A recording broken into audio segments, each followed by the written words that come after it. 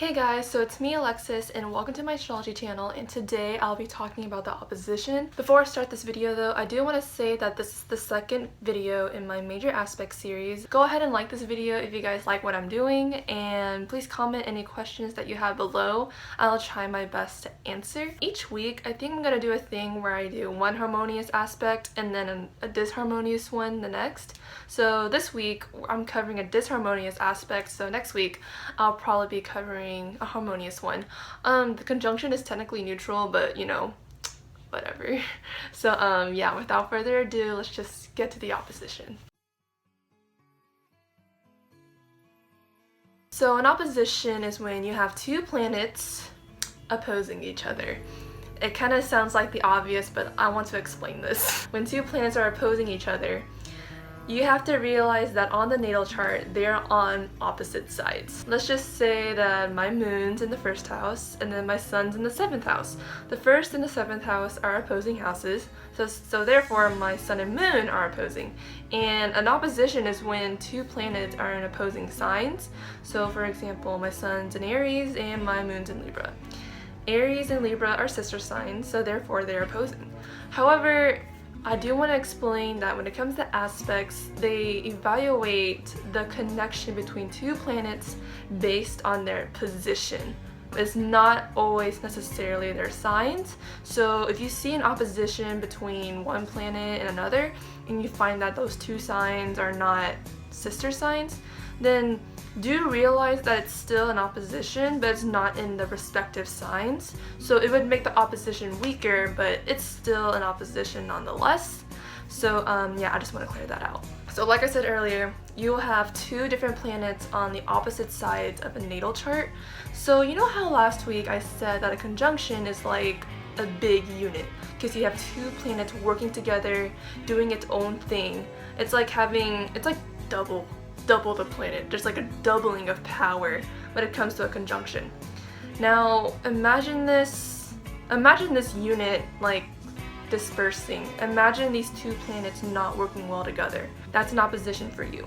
Because while a conjunction is very strong where two planets are working together, an opposition is very strong where two planets are working against each other in a sense.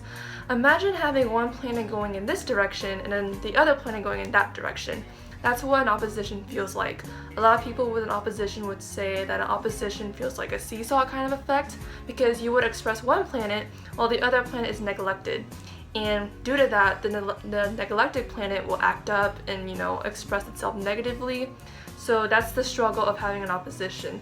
You will express a planet one way and then you have to take care of the other planet. It's like having two kids and you're favoring the favorite child and then the other child that you don't like so much is acting up because you're not paying attention to it. That's what an opposition honestly feels like.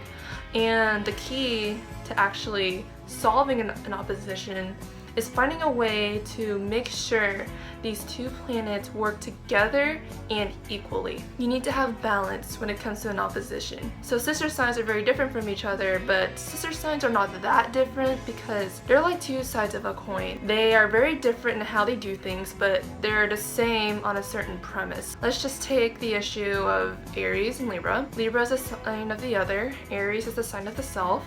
They're both very different, but they're both focused on the identity and relationships. That's the main axis of Aries and Libra. So if you learn to use the assertive energy of Aries and then the social energies of Libra and kind of mesh it together, you would be trying to establish balance. Oppositions are obviously stronger if they're between personal planets, and they're a little less powerful for outer planets, but I still think they're important because when it comes to aspects between outer planets, I really look at the house placement to know how it's going for you personally, because outer planets are generational planets. When it comes to orbs, oppositions are technically the second strongest aspect after conjunctions, so I would allow a pretty loose orb. I would say around 6 to 8 degrees. Conjunction, I said earlier, was 10 degrees, but I do think the opposition is somewhat weaker than a conjunction because there's a lack of union there, but it's strong enough to where it can cause you a bunch of problems. The lower your orb, the safer you'll go. But however, the smaller the orb, then